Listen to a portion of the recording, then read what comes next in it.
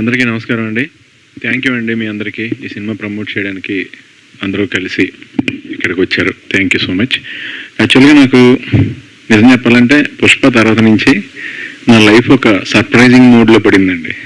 అదేంటంటే నాకు తెలీదు ఎప్పుడు ఏ భాష నుంచి ఎవరి సినిమా వస్తుందో ఎలాంటి క్యారెక్టర్ వస్తుందో నాకు తెలీదు. నిజంగా నాకు జైలర్ అవన్నీ చూసి నేను కేరళలో సెట్కి వెళ్ళినప్పుడు నాకు తమిళ్లో సీన్ పేపర్ ఇచ్చేస్తున్నారు. అంటే ఇప్పుడు నేను అక్కడ ఇందులో మారి అని మేజర్ క్యారెక్టర్ అండి. అంటే చాలా రోజుల తర్వాత నా మనసుకి చాలా తృప్తి కలిగిన క్యారెక్టర్. మనకి ఎవరికైనా ఆశ ఉంటుంది కదండి, కొంచెం పెద్ద క్యారెక్టర్ చేయాలి, ఎప్పుడూ చేయలేని లాంటి క్యారెక్టర్ చేయాలి, మంచి గెటప్తో చేయాలి, అంటే కొత్తది ఏదన్నా చెయ్యాలి అనేది మన అందరికీ కోరుకుంటే ఎవరి పనిలో వాళ్ళు కొత్తగా చేయాలని, కొత్తది ఏదైనా చేయాలంటే చేస్తే మనకు కొత్త ఆత్మసంతృప్తి కలుగుతుంది యాక్చువల్గా. సో ఇందులో నేను అసలు కథ విని నాకు అసలు ఫస్ట్ పాల్ నెరేట్ చేశారు కదా, చేసినప్పుడు డైరెక్టర్ గారు అసలు చాలా మేజర్ క్యారెక్టర్ ఇది. నేను షాక్. ఈ క్యారెక్టర్ కూడా యాక్చువల్గా తమిళియన్ క్యారెక్టర్ నాకు వచ్చింది.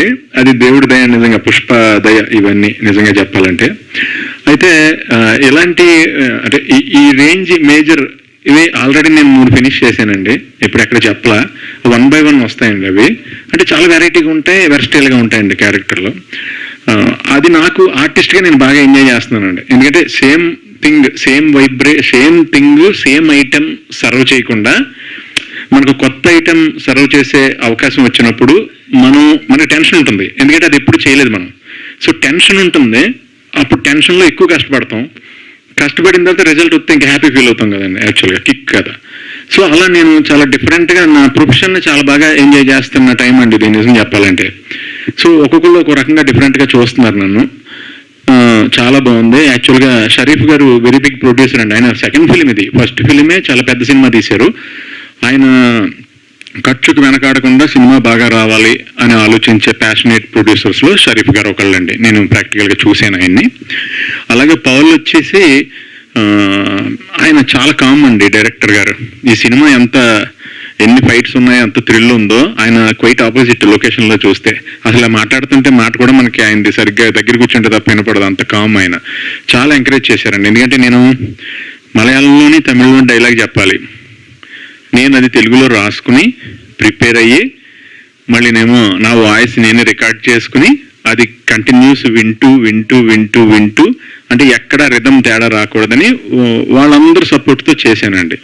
ఈ ప్రాసెస్లో నేను జగదీష్ గారితో చేశానండి. నేను జగదీష్ సార్ సినిమాలు నేను కాలేజ్ టైంలో ఉండగా మమ్ముట్టి గారి సినిమాలు, మోహన్ లాల్ గారి సినిమాలు 70 వస్తున్నప్పుడు ఆయన్ని వేరే క్యారెక్టర్లో, కామెడీ క్యారెక్టర్లో చూశాను.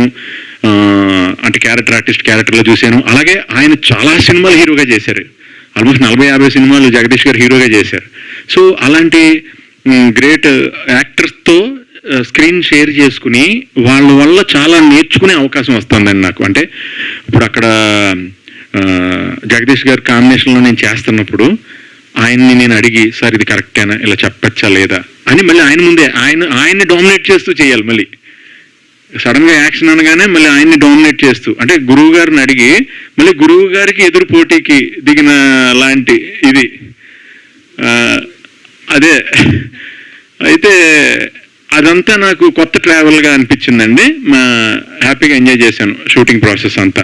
అలాగే నాకు నా సాంగ్ చేసినప్పుడు -10 to 12 మధ్యలో అండి టెంపరేచర్. నైట్ వాగమాన్లో రెయిన్ వస్తుంది, గంటకి రెయిన్ వస్తుంది, మళ్ళీ అందరు గొడుగులు కట్టుకుంటున్నాం. అదే నా ఒక్కడికే ఫ్యాన్ పెట్టారండి. 3 రోజులు నాకు చెమటలు కారుతూనే ఉన్నాయి. 3 రోజుల్లో ఫినిష్ చేసాం ఆ సాంగ్. 3 నైట్స్ మాట. ఎందుకంటే 9 దాకా ఎక్స్టెండ్ చేద్దామంటే సూర్యుడు నైట్ షూటింగ్ అంటే పొద్దున్నే సన్ వచ్చేస్తుంది కదా, సో ఎక్స్టెండ్ చేయలేం. సో చాలా బాగా వచ్చిందండి సాంగ్, చాలా బాగా వచ్చింది. అండ్ ఇది వెరీ బిగ్ ఫిలిం అండి ఈ సినిమా. సో అలాగే ఇందులో దీనికి ఇంకా ఎక్స్ట్రా ఇప్పుడు బాగా దీన్ని గ్రాండియర్ తీసుకొచ్చింది రవి బసూర్ గారు అండి. ఆయన బ్యాక్గ్రౌండ్ స్కోరింగ్తో ఈ సినిమా వేరే నెక్స్ట్ లెవెల్కి వెళ్తుందని నేను నమ్ముతున్నాను నిజంగానే. సో ఇంత మంచి అవకాశం ఇచ్చినందుకు నేను నిజంగానే అందరికీ థ్యాంక్స్ చెప్తున్నాను. షరీఫ్ గారికి, పవల్ గారికి, వీళ్ళందరికీ. అలాగే నాకు ఈ సాంగ్ ఇచ్చిన ఆయన అజనీష్ గారు అండి. ఈ సాంగ్ మట్టికి కంపోజ్ చేసి నాకు ఇచ్చిన ఆయన అజనీష్ గారు. సో అజనీష్ గారు కూడా నేను పెద్ద ఫేవరెట్ నండి. ఆయన విరూపాక్ష చేసినప్పుడు కలిశాను.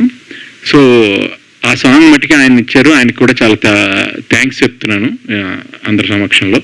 థ్యాంక్ యూ అండి, థ్యాంక్ యూ సో మచ్. చాలా మంచి సినిమా ఇది. సో ఇందులో ఏంటంటే చాలా వాల్యుబుల్ మ్యాటర్ అండి యాక్చువల్ చెప్పాలంటే. రఫ్గా నాకు దొరికిన ఇన్ఫర్మేషన్ ప్రకారం బయట ఎక్కడైనా 3.5 crores అంటండి ఒక ఏనుగు దంతం. ఒక ఏనుగు దంతం 3.5 crores అంటే ఆల్మోస్ట్ 3 హైర్ అండ్ BMW కార్స్, జనరల్ హైర్ అండ్ అంటే ఆల్మోస్ట్ ఒక ఫ్లాట్ ఇంత సైజులో ఎక్కడో గొయ్యి తీసి వర్షం ఏమవుతుందో అంటే దాచుకోవచ్చు అనమాట ఎవరన్నా అది ఇదంటే. సో దీని గురించి ఎందుకంటే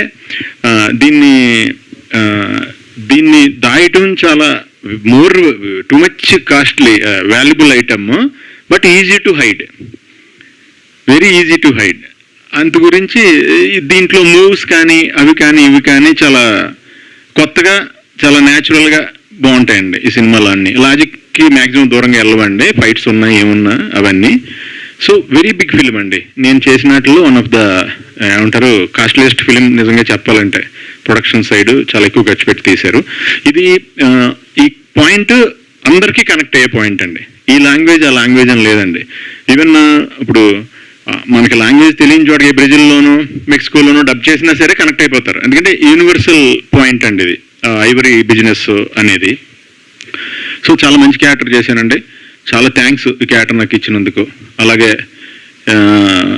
ఈ సినిమాని మీరందరూ కూడా థియేటర్లో చూసి, ఈ సినిమా కదండి ఏ సినిమా అయినా మీరు అందరూ కలిసి దయచేసి థియేటర్కి వెళ్ళి థియేటర్లోనే చూడండి. మీరు బాగా ఎంజాయ్ చేస్తారు సినిమాని. లార్జ్ స్కేల్లో మీకు ఫెస్టివల్లో ఉంటుంది. సో తద్వారా మేమందరం కూడా హ్యాపీగా ఉంటాం. ఆల్ ది బెస్ట్ అండి మీ అందరికీ కూడా. Thank you so much. Thank you Sunil.